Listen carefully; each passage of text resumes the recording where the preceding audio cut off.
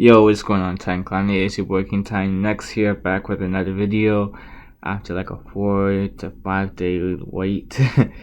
But yeah, the reason for this is because, well, we've basically been working on the next part to the Venom What If, and it's been long overdue. Basically, I'm gonna be leaving the link to Neptune's channel in the description since they did help me with this script, and I will leave the link to my Discord in the description as well, because you guys can talk to me and others on a more one-to-one basis.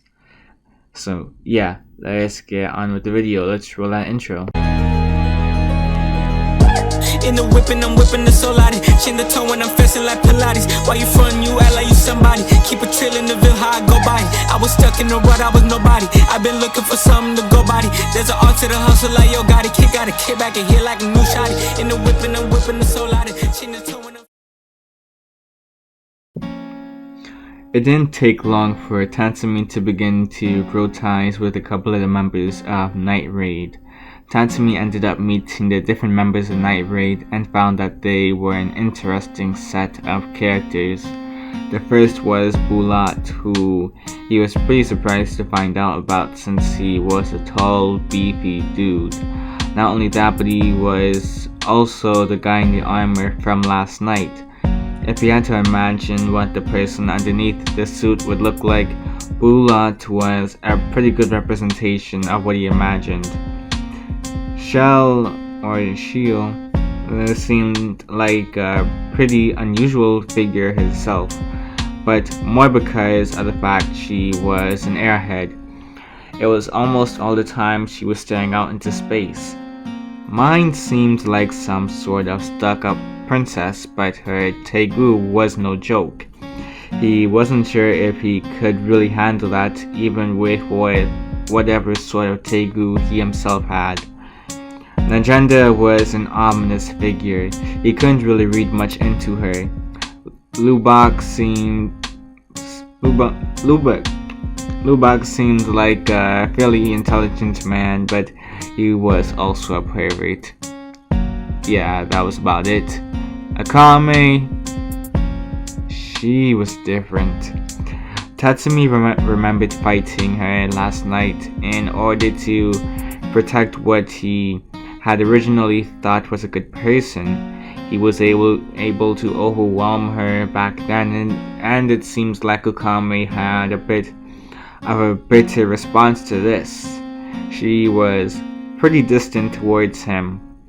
She hardly talked, and even when she did, she used pretty simple sentences that would get the point across. She also behaved far less than human. Tatsumi saw how she was so willing to kill, and he understood that part, considering the organization they were in. But even when it came to food, this girl came off as extremely weird for the simplest of tasks, like peeling potatoes or stirring some chicken in a fire. Tatsumi kept his distance around, although she tried to fluster him on multiple occasions. It was because of her attempts at flustering that made Tatsumi especially want to avoid her, since his hormones seemed to be even stronger than before he encountered this imperial arm. Tatsumi didn't know much about this weapon, but it seemed to be alive and it was affecting his behavior a little. He was a bit on edge while at the hideout. Najenta wanted Tatsumi to fight Akame one time in order to see where he ranked among the members one day. Sure, she heard about Tatsumi managing to strip her of her weapon, but she wanted to see this for herself. Whether this was a fluke or if Tatsumi could actually overpower her once again. Once the match started and the goo covered Tatsumi, the black-haired girl immediately charged at him. Almost on instinct, Tatsumi shot a web at her legs. She leaped into mid-air though right before the attack could land. Tendrils formed in Tatsumi's arms and he began to throw whips at her while she was still in mid-air. She tried cutting them, but Tatsumi dragged her down to the ground with her sword in one of said tendrils. She just seeing how easily Tatsumi managed to unarm her. Even Agenda was impressed in all honesty. She supposed it wasn't a fluke. He seemed to be a pretty valuable member in the meeting. In the in the making. Agenda liked this. She turned over to Leone and gave her a thumbs up for finding this kid in the first place. Leone's sweat dropped, considering the circumstances behind her recruiting the brown-haired lad. Even with the defeat of Akame, though, they needed Tatsumi to do one last thing before they could be considered an official Night Raid member, and that was to kill 2 high-up government officials. Since he was new, there would be 2 others going with him in the form of Akame and Leone. Their mission was in the middle of the night. The girls were giving him instructions and a mention of the appearance of these guys. They tried listing out a plan for what to do here, but when they were actually able to get a hold of them, things went a little differently from how they originally thought it would go. Simply put, when Tatsumi found his intended target, he didn't give them the chance to scream or plead. Venom consumed him, and a hulking appearance shadowed over the figure. They barely looked humanoid as they grabbed the government official and threw them into their mouth. All that remained of him were their bones and the hand, although several teeth marks could be found on it. He went and found the 2 girls afterwards. They had already put down their assailant by the time he arrived. Tatsumi took a moment to barf, remembering what he did earlier. He couldn't believe he ate a whole human after all. Was this something his Tegu required? He really wasn't hoping so. There had to be an alternative to this so he could avoid the consumption of other humans. On the bright side though, Tatsumi became an official member of Night Raid that night. There was a little inspection done by Akame after the mission though, in order to see if he sustained any injuries, and sure enough, there was not even a scratch on Tatsumi. How interesting. Nagenda decided to pair Tatsumi up with mine for his next mission though. A couple of assassins seemed to find the Night Raid hideout one day though. They were easily dealt with by the various members of the assassin group, and Tatsumi's display was especially violent as he began to chew on one of their heads. Many were shocked to see this, but they couldn't focus on it for too long. Instead, they made sure to finish off the rest of the assassins first, and they would probably ask questions later. Tatsumi and mine went on a couple of stakeout missions after that, pretty much just observing the area of the capital. What Tatsumi ended up finding throughout all of this was that the people were actually pretty unhappy, unlike what he had originally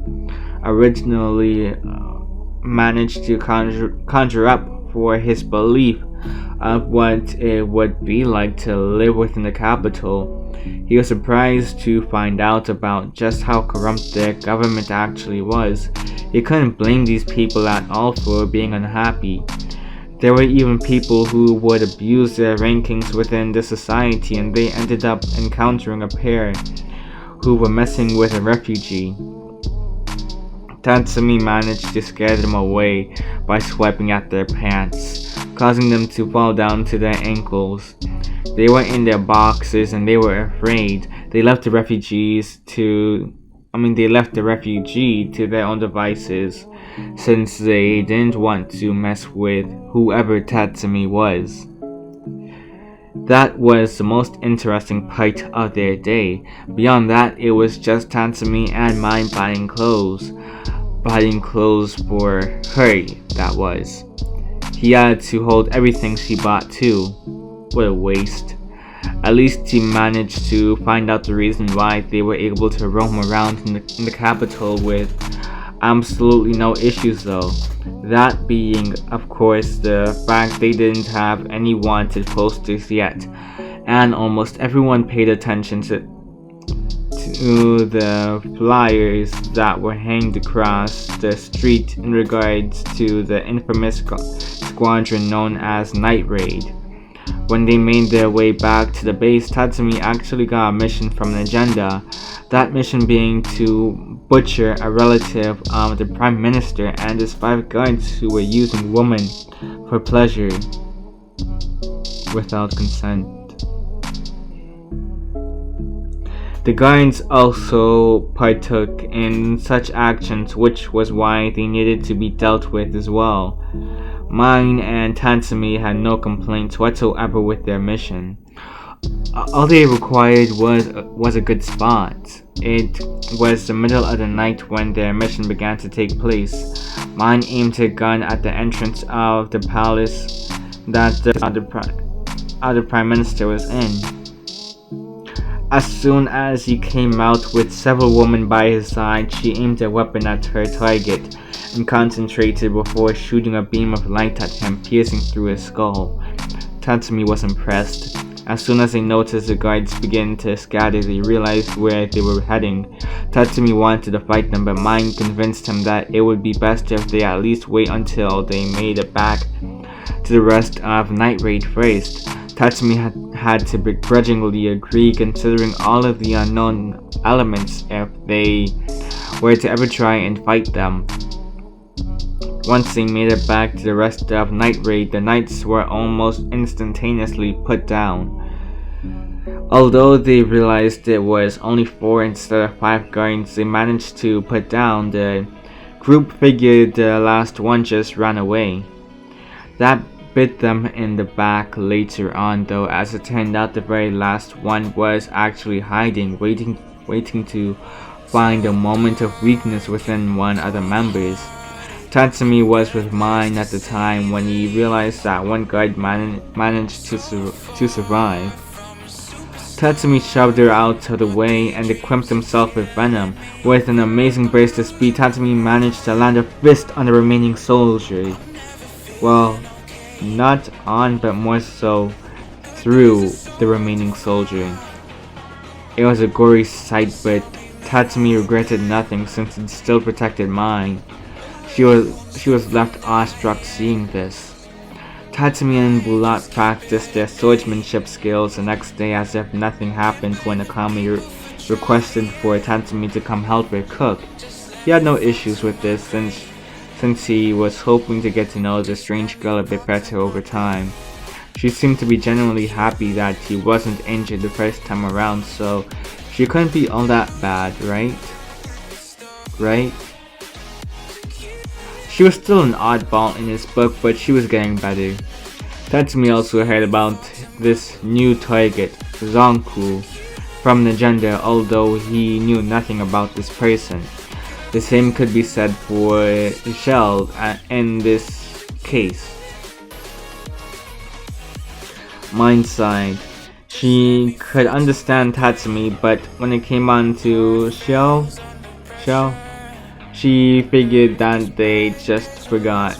Mine explained that Zonku used to be one of the Empire's executioners before going mad from seeing all of the countless deaths. It was rumored that this guy had some sort of tegu as well. The agenda wanted to have this guy dealt with as soon as possible. She decided to test Tatsumi's capabilities during this mission. The agenda also sent Akame for a safe measure.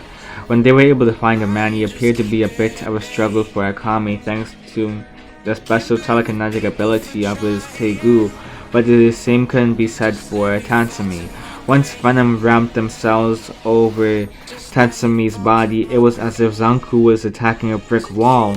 His abilities were completely null against whatever this monstrosity was. One punch from Tatsumi was enough to dislodge the man's head from his body. He was surprised at the amount of strength he had in that moment. He held nothing back, sure, but he wasn't expecting for his strength to be to such a degree.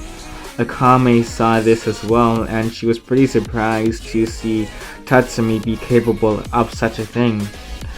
What could this Teigu not do? She walked over and grabbed the deceased man's Teigu afterwards. She was honestly expecting for this to be a little harder than it actually was. Legenda applauded them on a job well done and went on to send a Teigu to the Revolutionary Army.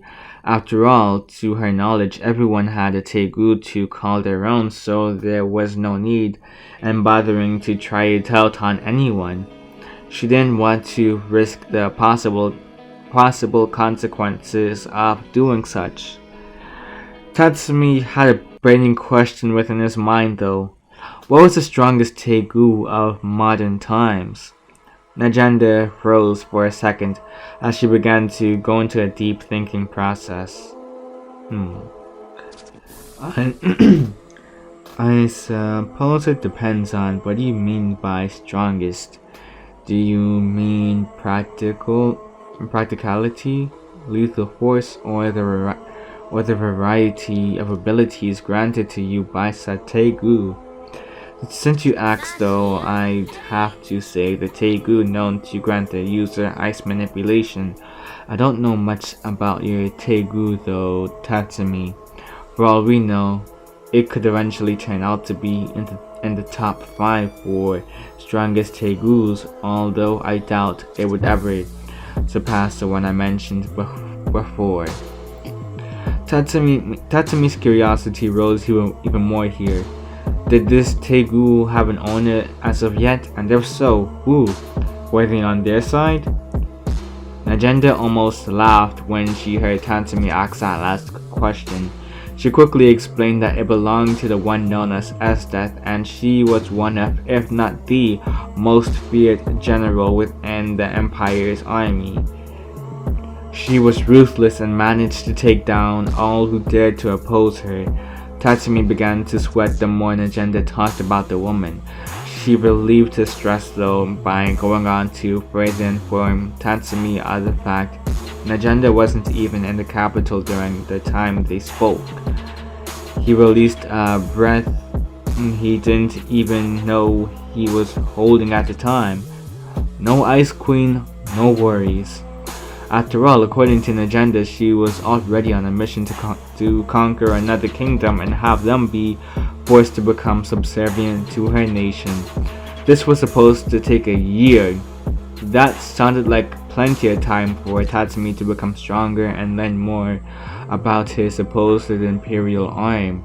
Not only that, but also find an alternative to feasting on brains and his adrenaline whenever he used the symbiote's strength. Night Raid had no idea what would be coming next though. As far as they were concerned, this woman wouldn't be an issue to their plans for the next year. Legenda didn't hesitate to send Tatsumi and Leone to the capital next in order to complete another one of their missions. This time around, it appeared that with the district they were in, Leone was a celebrity of the sort and managed to somehow get herself into trouble along the way too with people she swindled before, of course. That wasn't too much of an issue though. Despite getting split up along the way, they were able to find each other and take down some guys who were in the process of ending a girl's life though. And at this moment, Tatsumi was contemplating whether or not he should have just killed them. Death seemed too merciful though, as he was plagued by flashbacks from that night. Leone calmed Tatsumi down by explaining that a doctor could check on the girl's condition and help the best he could if Leone asked him. After all, he kinda owed her a favor anyway. She smiled at Tatsumi though when he calmed down. It seemed like he really did care for others. She admired that even in this profession. She hugged him and went on to bite his neck hard enough for it to begin to bleed, although it healed almost immediately after. This was Leone making Tatsumi as hers. When they arrived back at the hideout, though, the atmosphere wasn't as joyous as it once was. It was replaced with a dark, gloomy mist. It was suffocating. Tatsumi looked around before noticing that Shell wasn't there anymore alongside the rest of the group. When he asked about it, mine began to tear up. She was the one to deliver the bad news in this instance. She was forced to witness her demise to someone from the capital. Tatsumi's eyes widened when he heard this. He refused to believe this. He grabbed Mine's shoulders and began to shake her. This had to be a joke, right? Mine screamed in pain and demanded for him to release her. He didn't realize his own strength at that point, and he immediately let go. He wanted to know the face of whoever dared to kill one of his teammates, one of his comrades. Seryu, or however you pronounce her name, I don't care, was apparently the person's name, and his eye began to twitch after hearing that name. He met them before, and they were so nice. Then they went on to kill someone he was beginning to grow a bond with. He wanted to get his revenge here and now, but Bulat was the one to hold him back. What Tatsumi was asking to do was absolutely reckless, and that it would be best to help Akami with the cooking for now. He now had a new desire in mind, and that was to consume that girl. Give into the desires of Venom just this once and kill that bastard in a way that almost mirrored how Shell died. He trained with Akami for a while, but switched over into training with Bulat. It was almost as if he was releasing all of his pent-up emotions on them every time they trained. He almost never held anything back when sparring against Bulat and Akame. Even though Tatsumi's Teigu was strong, that didn't necessarily mean Tatsumi's base strength was all that. Remove his Teigu and how far did he think he would be able to get in this world? With Tatsumi's current skill level, all he really had was some good sword skills and pure strength. He wouldn't get far in this world if that were the case. Hence why Bulat brought up the idea of them going to the mountains for a while in order to continue their training. Up there they would have arguably the best sort of training possible. Although they encountered danger beasts up there, they didn't back down from the fight whatsoever. Instead, they charged forward and began to take down the monsters one by one. All throughout this time, Tatsumi began to consume some of the monsters and even went on to build a bond with Bulat. Romance, you could say. By the time they made it back down the mountain and made their way back to the hideout, the Najenda had some very grave news for them. The Prime Minister, he wanted each and every one of his political enemies to be killed from now on. And yeah, that is basically all I have for right now. Time Clan, it is your working time next signing out. You guys already know the deal. Like, share, comment, and subscribe. Check out the links in the description. Peace.